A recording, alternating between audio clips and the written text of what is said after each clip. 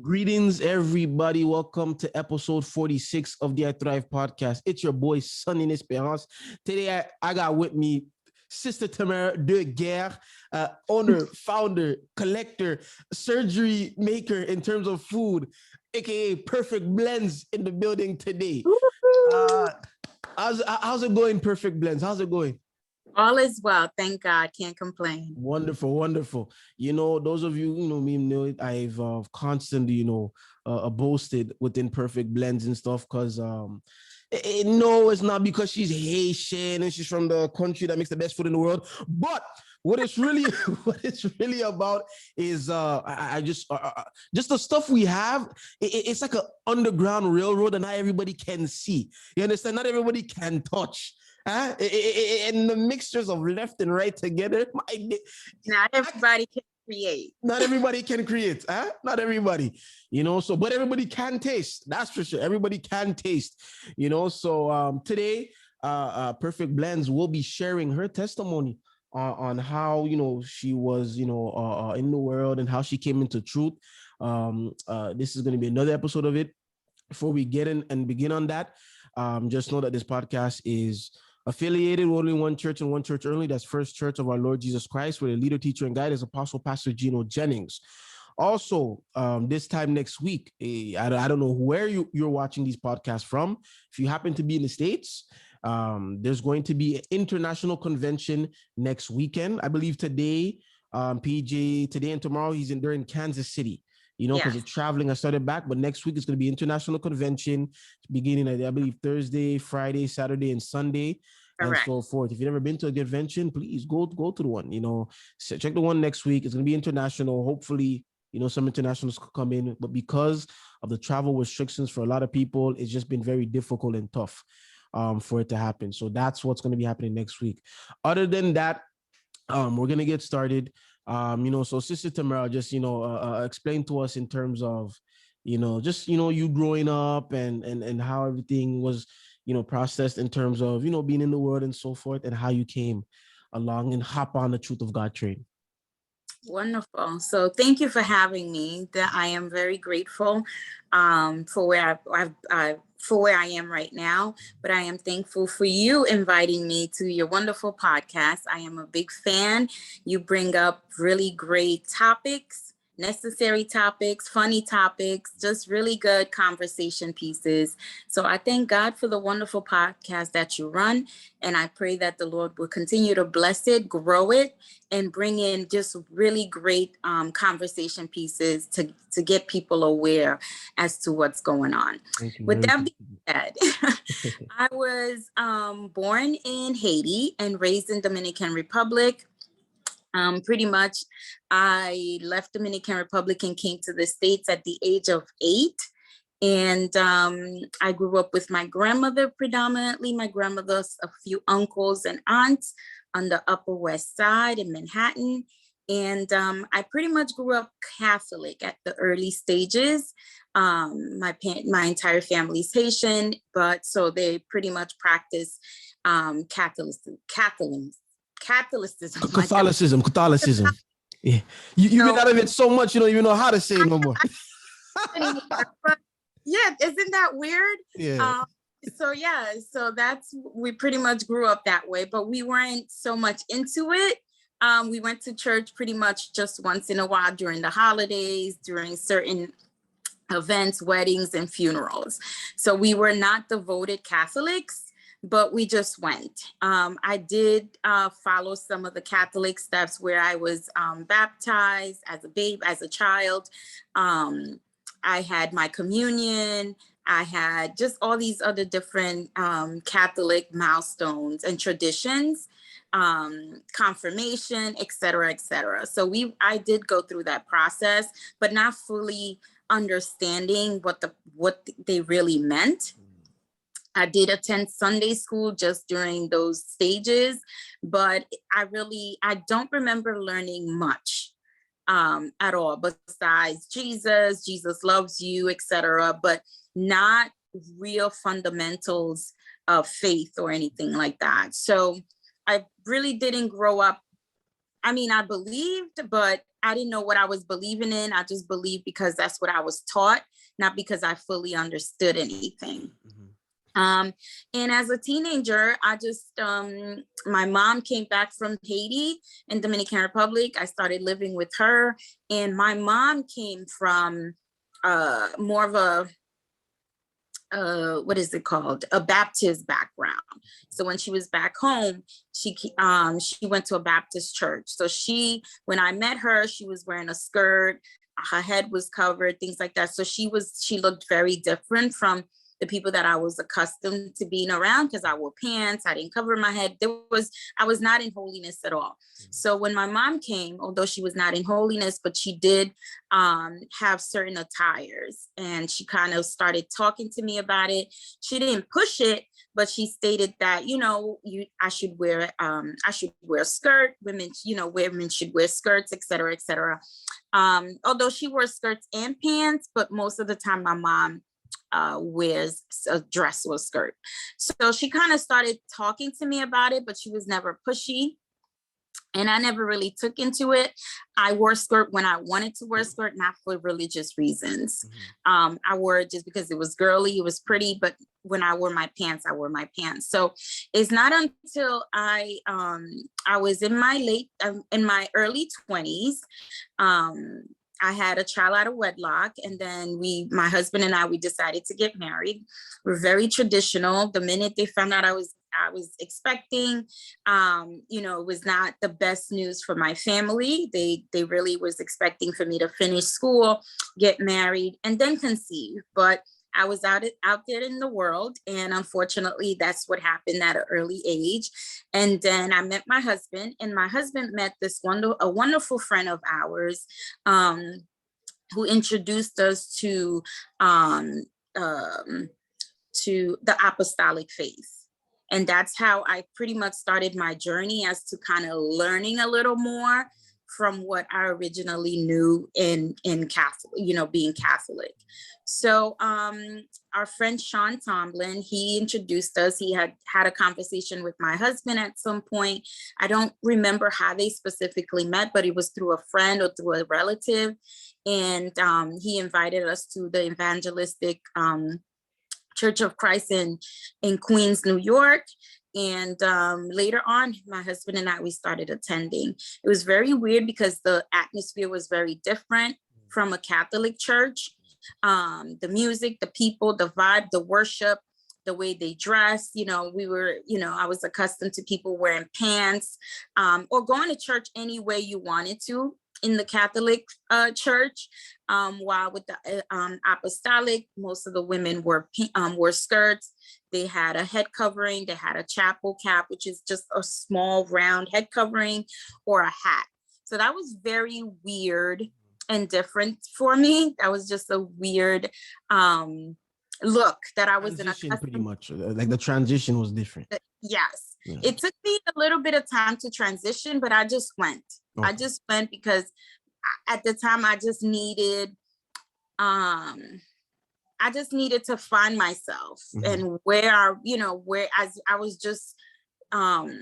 was just freshly married. There was just a lot going on. Yeah. And I think that being in that church was just a really good, safe space for me. And we met a lot of really good people that were good mentors to my husband and I, as we were newlyweds, new parents. So we had a lot of support there. But unfortunately, my husband and I, we started really growing in the church. We were no longer growing from the word. The church was not feeding us anymore. I don't know how to explain that, but we just felt like we were not really growing. We weren't getting any more out of it. Spiritually, we just we were not happy. So how many years were you there? And when was that? When was it like that year came where you realized we're not growing spiritually anymore? We're not getting fed. Yeah, we were there, I would say, for at least 2002 from Clara. And we left, I think, in 2010 or 2011. So I would say between 8 or 9 years we were there. Wow.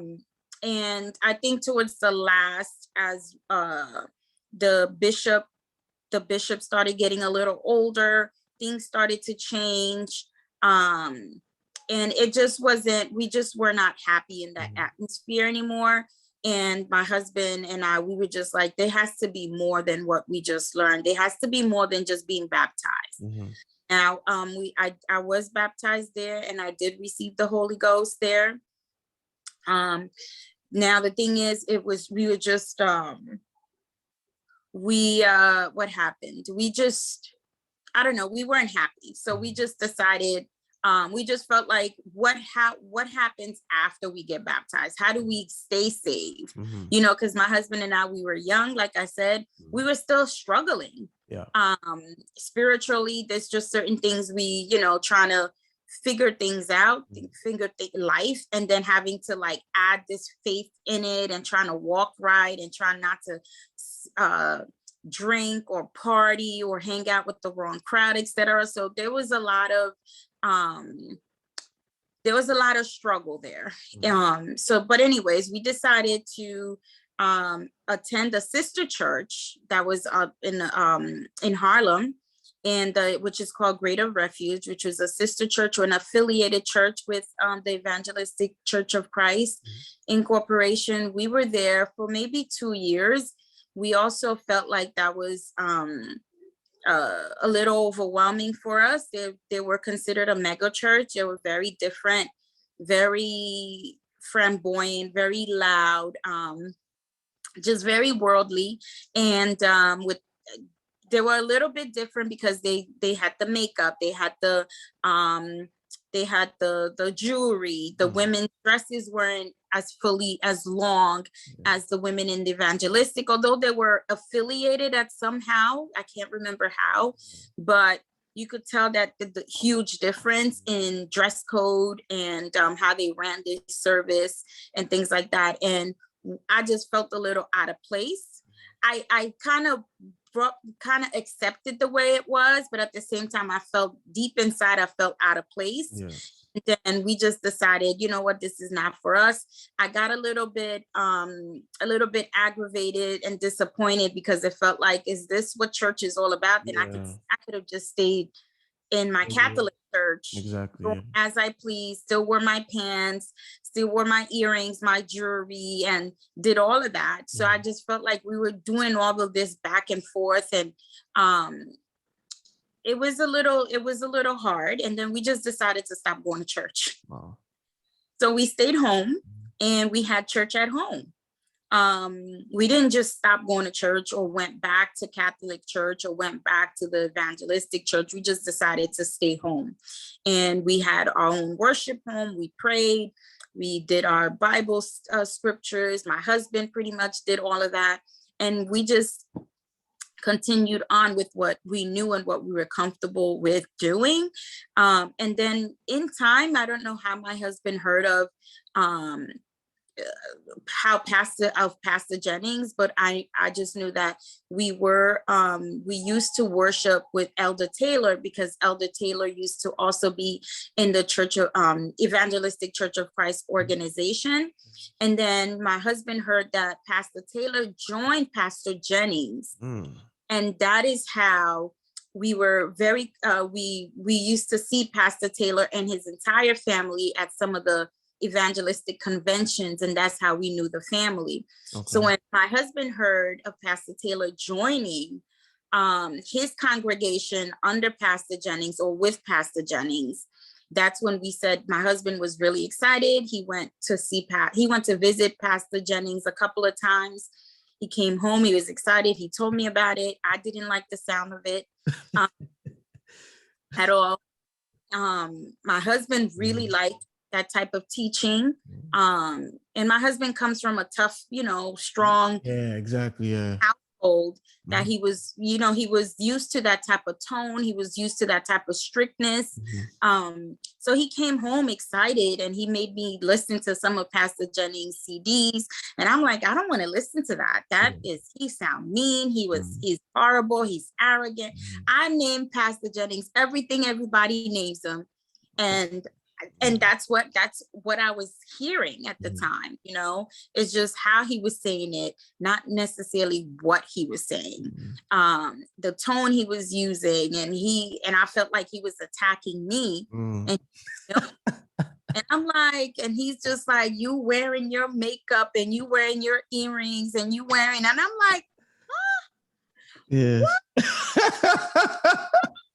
I'm like, how could he? Why would he call people this? Why would he call that? He doesn't even know me. And then there were times where I felt like, I don't know better. He was attacking me. Why are you attacking people that don't know? Exactly. So I started feeling like there was a point where I was just offended at everything. And then there was a time where I was defending myself, like, okay, I don't know. You know what I mean? So why don't you teach me? Why are you yelling and screaming? Why are you calling people a whore or a hoe or this?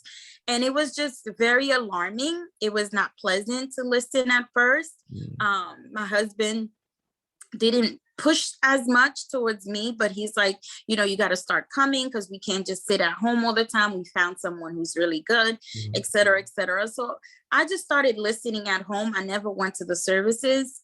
I think I did go to one. I didn't like it. And I stayed home and I said, you know what? I don't want to go to the services. I just want to stay home.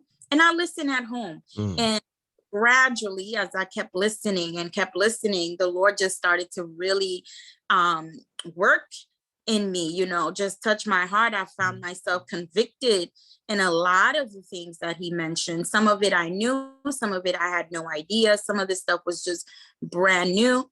You know, being at the evangelistic church for like 8 or 9 years, is these things I just never heard of.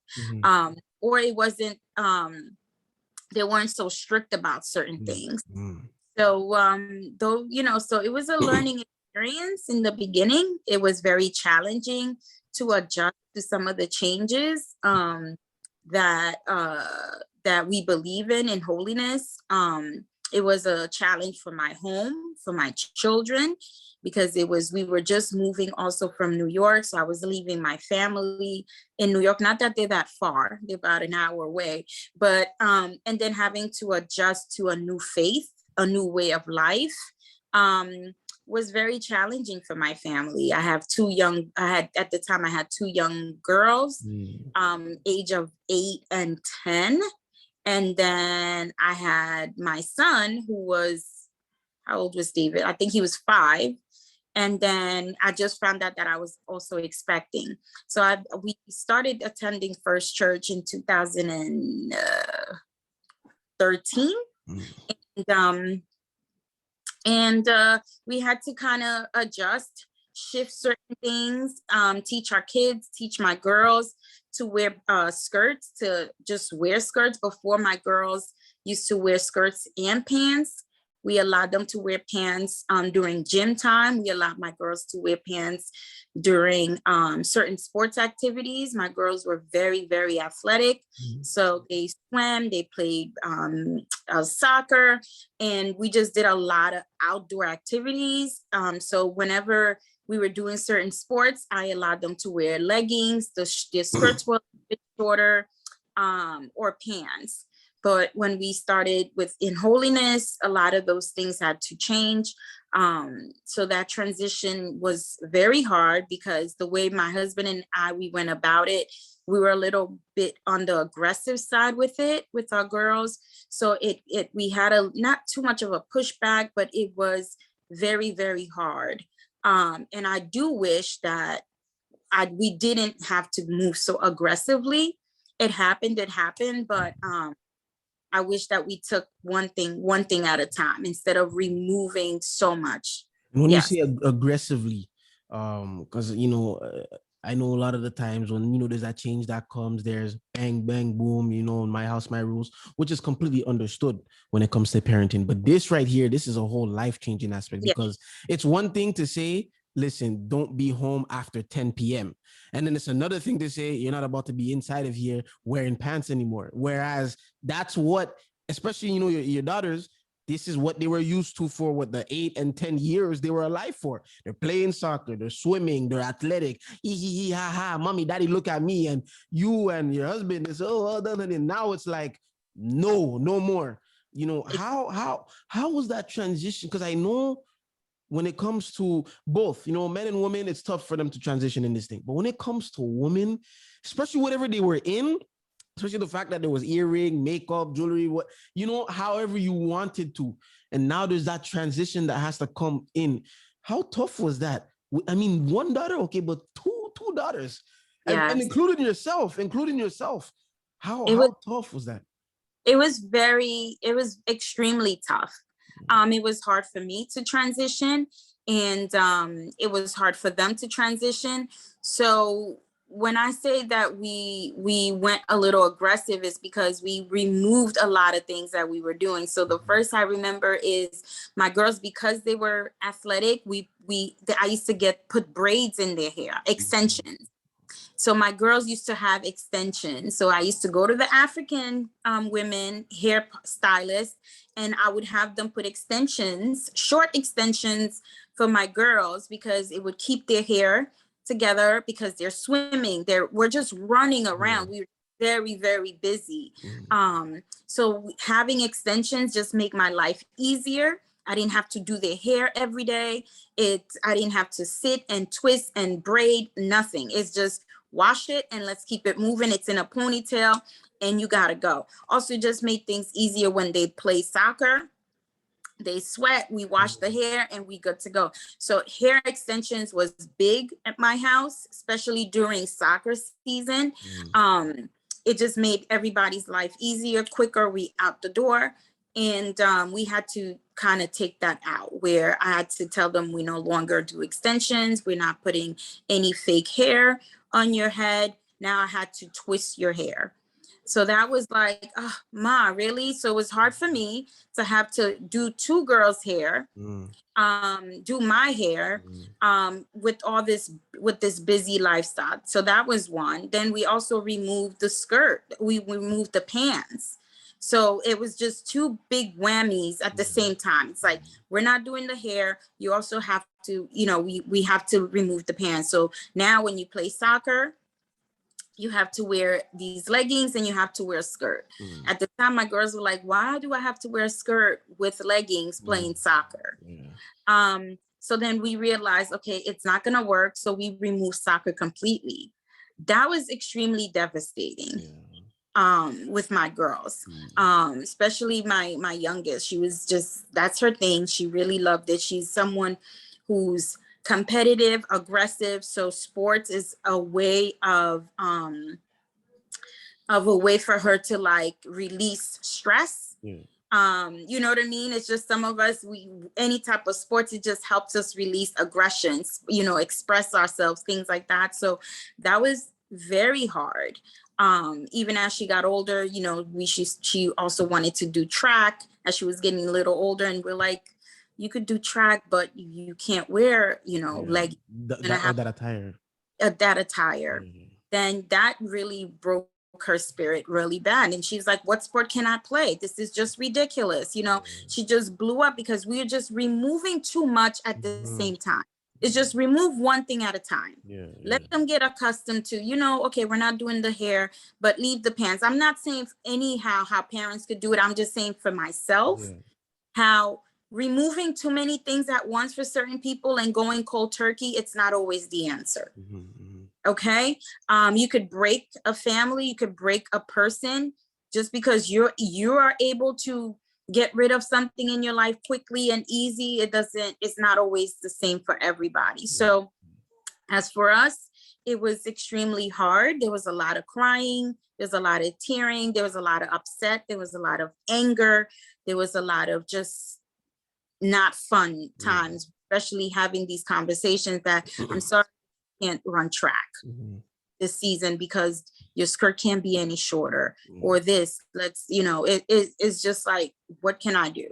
And when sometimes depending on how you approach things, certain things you should do your best to cut cold turkey, and other things is just slowly make your way, or else you may have your children just later on, the minute they hit 18, they no longer want to be part of the faith.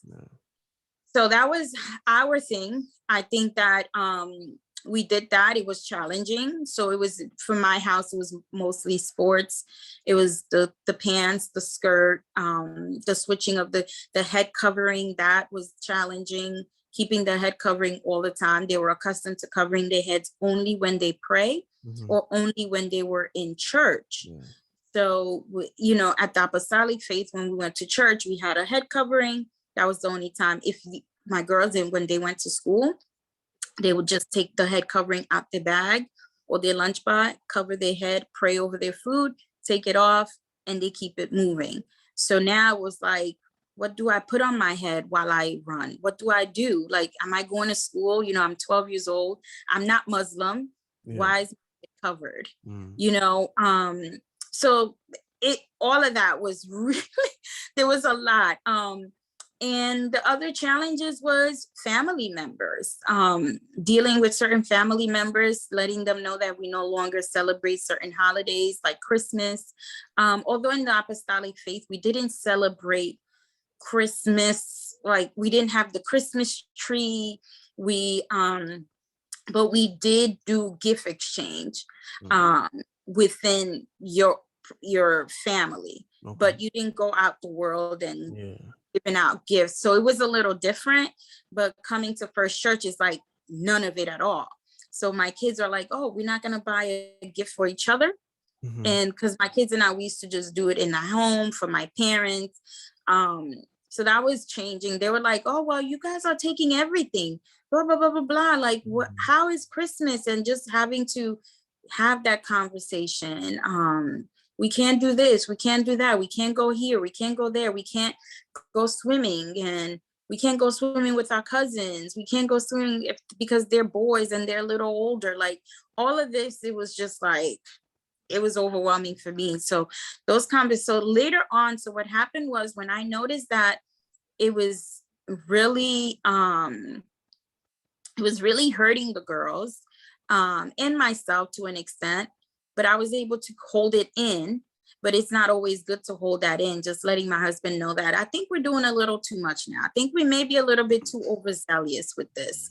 Yes, we want to do things right, but I think we're breaking our kids. This is not healthy. It's not fun. Also telling, you know, your friends or family members, don't do this, don't do that. You can't do this. You can't come over. You can't. It's just, I think the way we went about it was a little bit immature in some aspect, not everything. Certain things we just had to say no, you know, whatever. But and then in time, families started accepting it, respecting it. When we said certain things, if they're coming over, we want them to dress a certain way, especially we have a pool. We live in a big house. We have a big backyard. We do a lot of entertaining. When we used to do that and we were not in First Church, we allowed certain things. You know, we allowed, well, not that we allowed, but certain things people got away with. As long as we weren't drinking, we were okay with it. Then, you know, as we got into First Church, is just, you know what, we don't drink, but unfortunately you can't bring your drink either. You can't bring your alcohol either. You can't bring, you know what I mean? If you're gonna get in the pool, you have to be dressed. The men can't take off their shirt.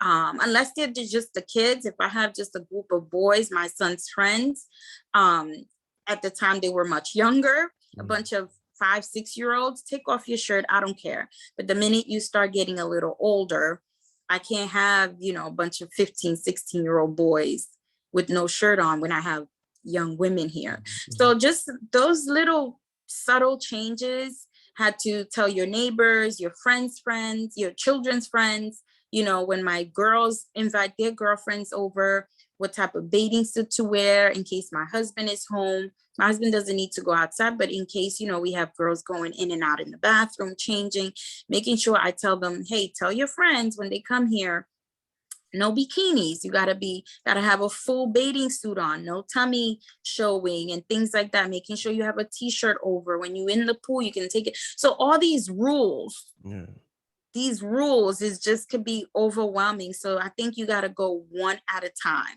Don't just throw everything in there. You just it just overwhelms the family.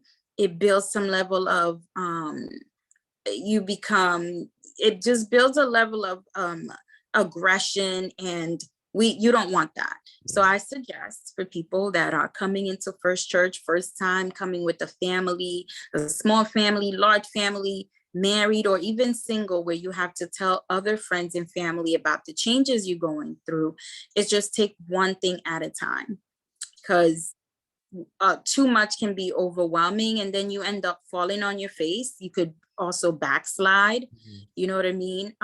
Because you're taking on too many changes all at once. So I hope I didn't overwhelm you, but no, I completely understand. It's like, because there's and for those watching, I just want to clarify, because I know some watching, they're thinking, oh, she's saying let them be how they want and then do it one by one. It's not what you're saying. It's not the message I'm getting. It's because, like, for example, if I'm expecting, then my kids growing in holiness, you already had kids, and they were 8, 10, 5, they're already out here. Like, it's like kids that is just used to their iPad all summer long. And then they get sent to grandma's house. Grandma said, you better not come with that iPad. That's the right. minute that kid knows he can't even bring that iPad, or she can't bring it, she don't want to go to grandma no more. Just because she knows she doesn't have the iPad. That transition, it's coming right away. But grandma don't care, because grandma said, this is my house. You're going to go like this, left and right. And a lot of times the kid is going to take how they are at home at grandma and grandpa's house, and grandma and grandpa saying, not over here. Where what you're trying to say is, because of that transition, you want to make sure your kids are actually transitioning, and where it's not being forced, because what happens is, it comes a time where your kid is going to be like, all right, I'm going to do this for now. I'm going to last. I'm going to survive. That's the mentality they start to take. I'm going to survive this for now. In my head, they're saying, watch when I'm 18, watch. Now they start planning, especially the fact that you had daughters 10 and 8. They're not far in age. They're going to say, listen, this is how we're going to do it. When I'm 18, I'm going to go. And then once you turn 18, you just come with me. So it's good. You get what I'm saying? Stuff like that can happen. And now as a parent, you all your life, you saw, your daughter in skirts and this and that and boom, boom, boom. And all of a sudden they get this shock when they leave. They're a whole different human being. A lot of the times they were like that the whole time. They just did not want you to see, because it's almost like you became their God in a way, because now it's like, oh, I just don't want mom and dad to see, right? You have to, it's to the point where you were doing it where it had to be explained and understood why and what's getting done. And as they're getting older, now it's like, 14, 15, now they'll start to, they'll get pricked. Now that understanding starts to come. Now they see, man, I have other brothers like this. I have other sisters like this, and that's what I completely understand 150%, because mistake a lot of parents make today, they think their kid is really following the teaching. Right. Oh, my kid comes to me with service every Sunday. Well, they ain't got no choice. You're not letting them stay at home. They're coming. Right. But you want to make sure as a parent that, are you listening to what's being taught? Because you don't want, especially parents who don't know much about social media, thank God for you, sis. You're able to know about the Instagram and the fit. Not all parents know that. You don't know what lifestyle your kid is living on Instagram or Facebook or whatever they are, or at school. You don't know if your kid is living a double life. Man, I'm at school, let me just wear my pants now. They ain't gonna catch me. Then I'm gonna put the skirt on. You don't know. And I think you realize that, where by what was going on, it wasn't benefiting anybody. And that's what happened when you just come into the teachings. A lot of times people have this, yes, boom, boom, boom, and stuff. And they're not taking it slow. They're not relaxing, because a kid is a kid and an adult is an adult. You have adults that are still struggling with it, right? Yeah. That sister, one service, she comes how she wants. Next service, head is covered, earrings still there, pants are still there. Next service, or 2 services later, a month later, a year later, pants are gone, earrings are still there. And then the earring gets small. You know how PJ was saying, starts with the loop. It ain't just going to come off right away.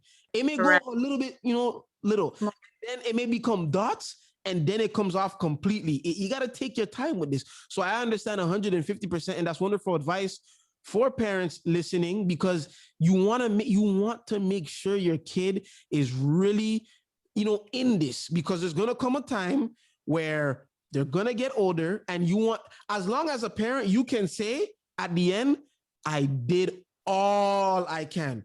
As long as that husband and wife can say, we did everything we could. We trained them up in the way. We made sure it was like this. We were being examples ourselves. As long as you can say that, then the way your kid goes east, west, you can't really have blame for that. But if you did not do your part, if you're not even doing your part, if you actually made things worse, then it's like, and you know, then when that kid goes and wavers off, don't be shocked as a parent, you know. So I completely understand 150% in terms of all this. Now, within the difficulties, you know, within your daughters and all that, when did things start to, you know, really start to flow, really start to flourish, where they, you know, themselves started to get pricked, understanding started to come to them, where you started to see changes yourself? And because another thing I want to mention is a lot of in falsehood, what is very like put on is the kid is like forced to get baptized.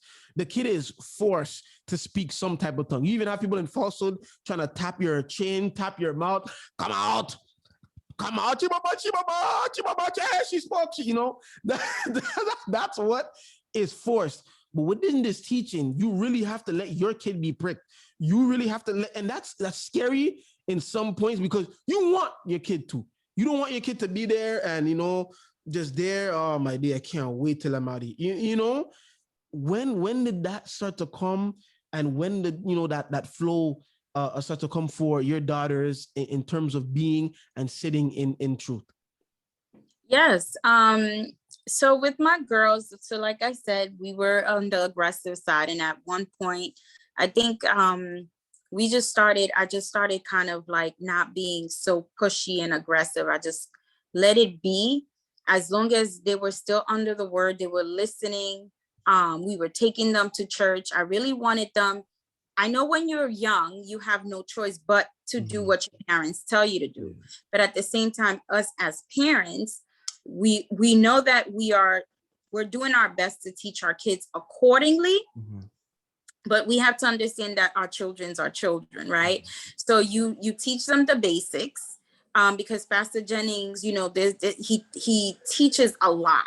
He gives in a lot of information that children don't take in very well. No. You know what I mean? Children sitting there for 2 hours listening to Pastor Jennings, not all of them, especially the younger ones, could fully understand that information. So all of this is in time. If you are patient, gradually, just don't be so hard on them. Just still bring them to church. Don't be so pushy. Just let them know that you have to go to church with the family, and you explain as to why you're going to church. You explain as to why the family's going to church. If you start talking and really explaining and really coming down to the children's level, in time, they're going to be like, this is not so bad. Also, another thing that really helped is them being around other young women like them. Sometimes, you know, within First Church, when they start seeing other young sisters with the same struggle, when they start having that conversation, yes, how was the head covering? I had to do it when I was 11, 12. They started meeting other young people like them that had the same similar struggles. It made things a little bit more comfortable, having that conversation. So I think that my girls started meeting other people, other young people. Also, some of the young people that were already baptized, which really helped. So those sisters helped my daughters pretty much. It helped make that transition a little bit smoother, because coming from the world, they're in school with the world, and then they're just going to church with this small amount of people in Holiness. You know what I mean? So it's like they didn't have friends like that in First Church and things like that. So it's like, yeah, they go to church today, and then they have to go back to their friends. So having to teach my girls that, you know, it's not about your friends, it's about your personal relationship with God. God is watching you, even though I'm not with you. I'm not there to see if if your head is covered. I'm not there to see how long your skirt is. I'm not there. So my girls went through a lot of those tough times. I had to constantly remind them, but I was no longer so pushy. Like, I'm going to beat your butt, or I'm going to hurt. You know what I mean? I'm going to take this away. It was a matter of, okay, you know what? I had to start changing the way I speak and the way I threaten them, because it was like, you know what? I can't do everything right now, but God is watching you. So if you truly believe, he's going to get you for not doing what you know you're supposed to be doing. You know, your head is supposed to be covered. You know, your skirt is supposed to be a specific length. You know, you're not supposed to be cursing. You know, all of these things. If you do them, just I ask the Lord for forgiveness and keep it moving. But you know what you're supposed to be doing, because you've been listening, and I and Daddy been teaching you. So as they got older, they just started slowly falling in line, and you could see it. You know what I mean? In the type of friends they started having, even outside of church. Just very subtle changes you started seeing. And I think mostly, to answer your question, is being around other young people that had similar struggles to them, where they were able to have that conversation and see that they were not the only ones. And also being around young people like them that were baptized and had received the Holy Ghost, because then it gave them the desire to want it also. And that, I think, really, really helped my girls. And in time, I think my daughters got baptized 2 years ago. Wonderful. So that was something that I used to pray deep down inside. And there was a time where I'm like, you know, I never hear them talk about them wanting to get baptized. They talk about the word, they talk about this, and, you know, how they really embracing the skirt, embracing the dress, embracing the head covering, but never did I ever hear them talk about being baptized. And then just one day, 2 years ago, they did it. And I was just like in awe. I was so grateful, so thankful. And that's how the Lord just made the way, made the path. So I'm grateful.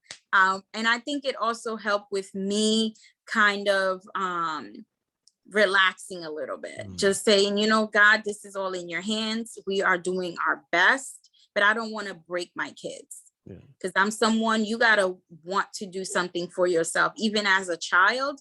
And you got to kind of have some level of understanding as to why something is good for you. And that is why I'm not the most pushiest person. I'm not an aggressive person by nature.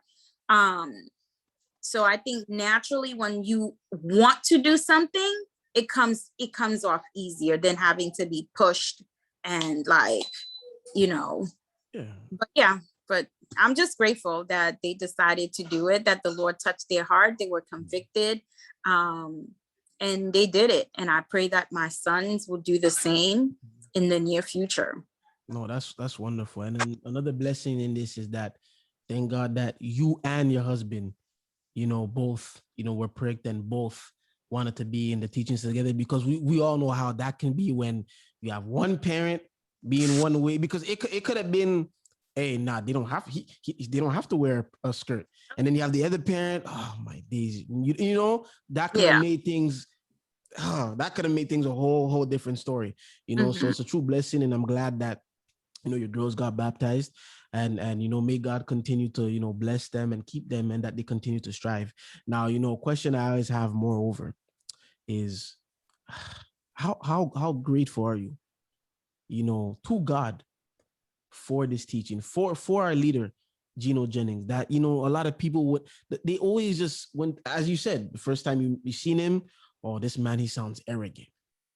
This man, you know, man, who do you think he is calling this? And, you know, or who is he? You know, because that's a lot of times, especially when it comes to women, and then men are being instigators on it. You know, especially on YouTube, they'll put it, yo, look at this man calling women whores. My days, woman, this how you let your pastor talk to you? Not, you know, and it's really a whole different thing where now you have multiple women following this teaching, and people, you know, you always are going to have women have those comments. They look dead in the congregation. They look used. They look washed. They look like they're abused or whatever, where it just goes to show that wherever they're from, because being in service, you're listening to the teaching. I mean, what do you expect the woman to look like? Like this, the word is hurting you. You know what I'm That's saying? right. It's, That's right. it's in Freaking. pain. Yeah. You know, so I don't know what they expect the woman to look like, or the men as well. Sometimes I think, you know, you have some brothers, you have to put that finger up, have to go to the back, untie that tie a bit, because that's the thing. You're coming, you're getting a beating, you taking the beating, and then you keep it moving, you're getting right. But how grateful are you to God, you know, for Pastor Jennings and for this teaching, and for him allowing you to even hear this teaching? Yes, eternally grateful. Eternally grateful. There's just no words to describe how grateful I am, and how the Lord has really blessed me and blessed my family, and has really kept me throughout these years. And even through the times where I was in falsehood, there was, you know, a sincerity in me that I really wanted to live right. I just didn't know how to, because there was no teaching, or a complete teaching at the time, where I was just getting bits and pieces. And I just thank God that I started that process. I thank God that my husband did meet Sean, you know what I mean? Because I don't know where we would be, because I did get a touch. I did get baptized. I did, you know, I did get certain things done and get to a point in falsehood.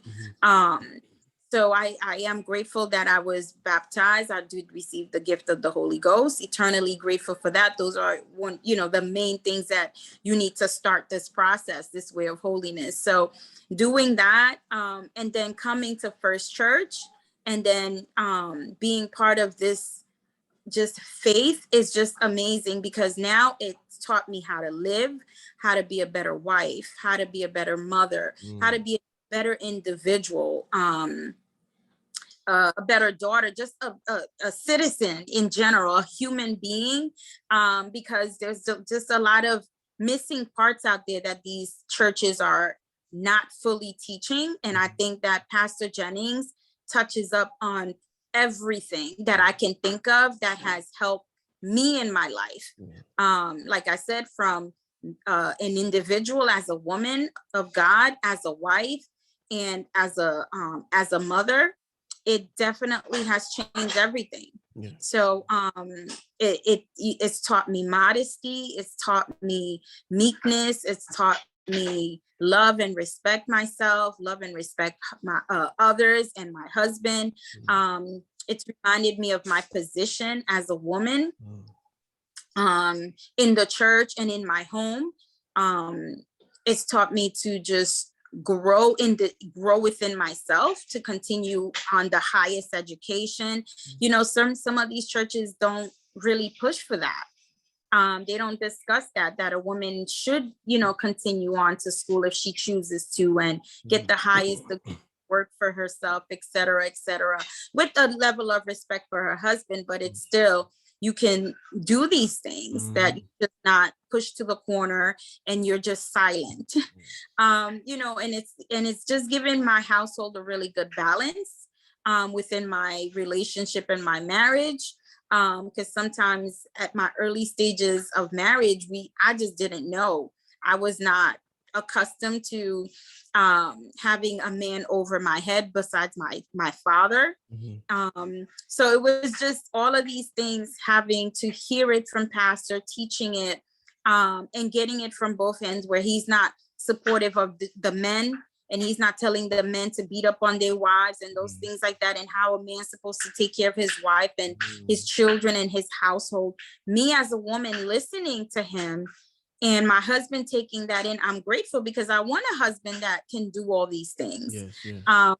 So he just pretty much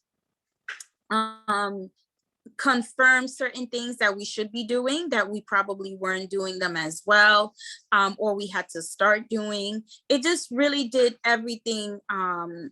It completed my household. Me as a human being, that word coming from pastor is a lifestyle. He teaches how to live in holiness, and that is what, you know, God wants, right? He gives pastor the word so he can teach his people how we should live until the Lord comes for us, right? Until we pass, until he takes us individually, or until he comes, down from the heavens. But I'm just eternally grateful for the word of God. I'm eternally grateful for the way of holiness.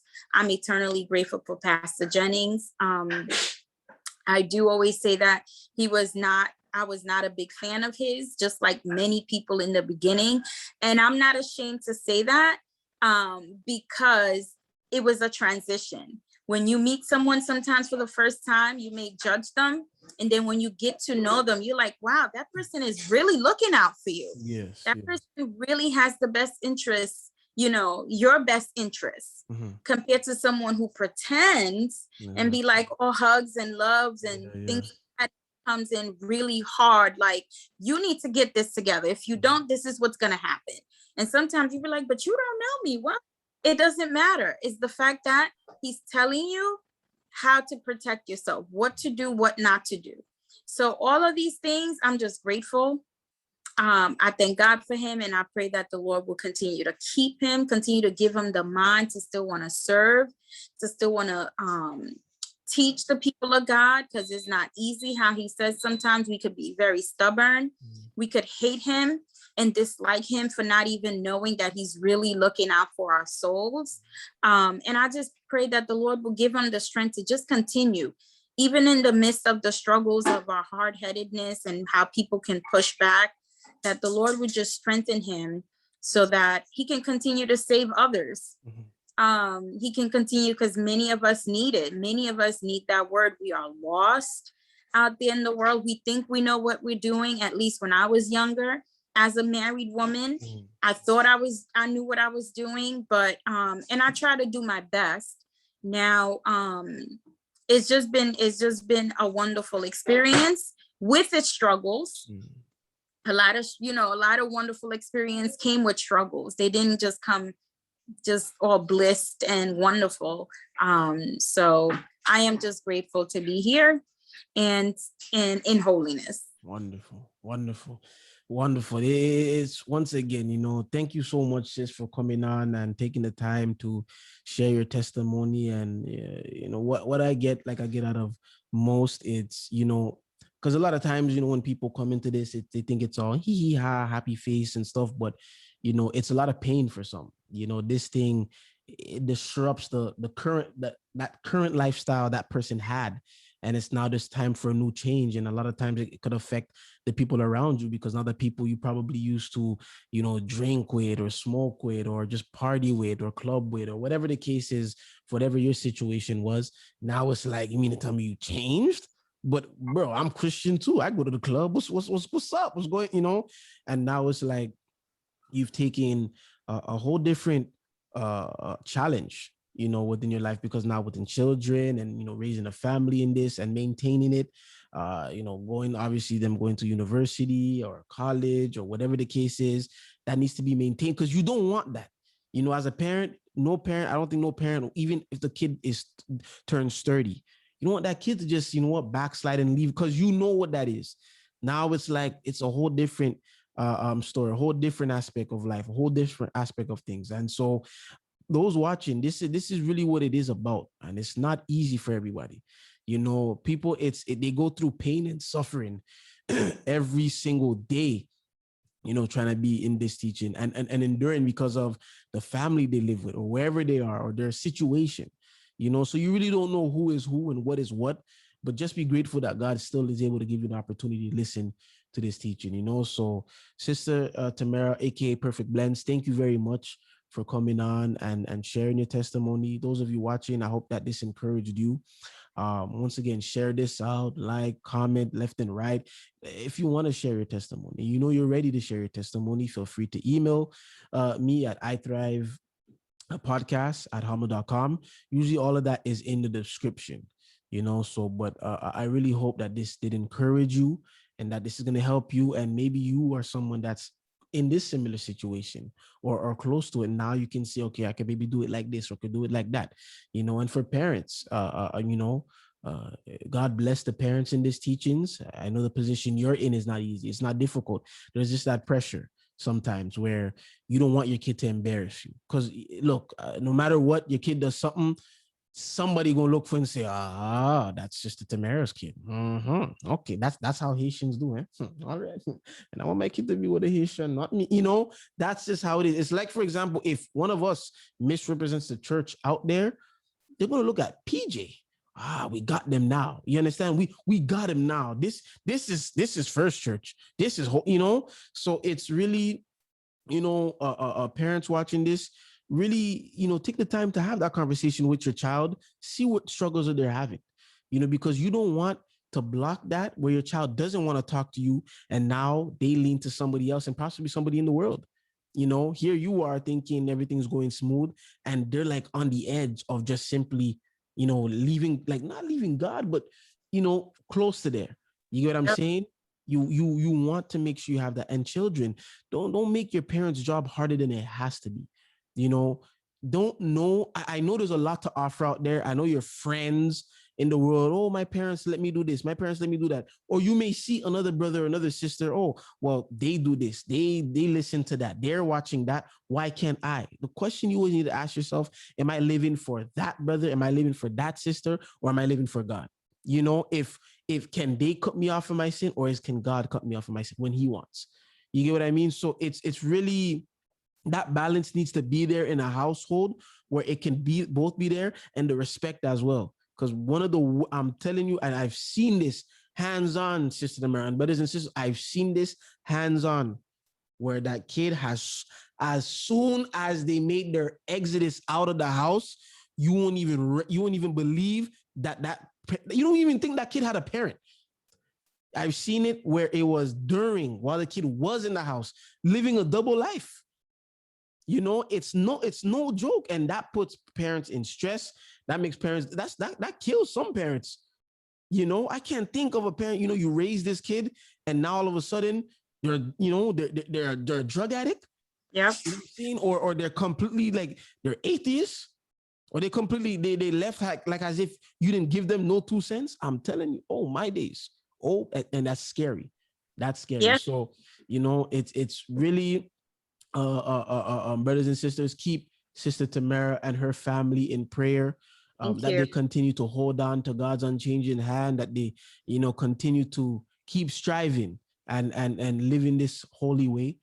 Keep myself in prayer, myself and my family in prayer, that we keep striving and we do what we can to hold on to God's unchanging hand and live in this holy way. That concludes today's episode. Once again, thank you, Sister Tamara.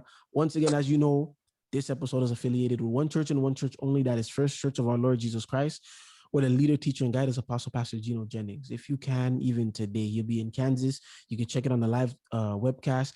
Most of you, you have nothing to do. You have nothing to do. Just go on YouTube, type in Jennings. If you're not that scared, to think, oh, I'm made up. I know it's not going to do nothing to me. Listen, just listen. That's all I'm asking. That's it. Just listen to the teachings and go from there. If you have a specific question, right, you can say Jennings on religions, Jennings on remarriage and divorce, Jennings on drinking, smoking, or men with long hair, whatever the case is. And listen and ask yourself that question. Is what he said his opinion, his philosophy from seminary school, or what he said, is it in the Holy Scriptures? That's all it is. And if it's in the Holy Scriptures, and he tends to ask questions to you, even if it's not hands-on, he asks if whatever you're believing, whatever you're following, is it in the Scriptures? If you can't find it, you're in a big problem now. You're in a big problem. So go ahead, just listen to the teachings, man. I'm telling you, just listen to it. This teaching will change your life and your mind. My days. Thank you for listening, brothers and sisters. Be safe. God bless. Peace be. Sister Tamara, once again, I really appreciate it for you coming and taking the time to come on and share your testimony. I'm truly grateful for it, because I know what this actually does for myself and for other brothers and sisters and mothers, or young ones watching this as well. All right, brothers and sisters, take care. God bless. Peace be. It's your boy, Sundin Esperance, and Sister Tamara. Take care. Take care. God bless.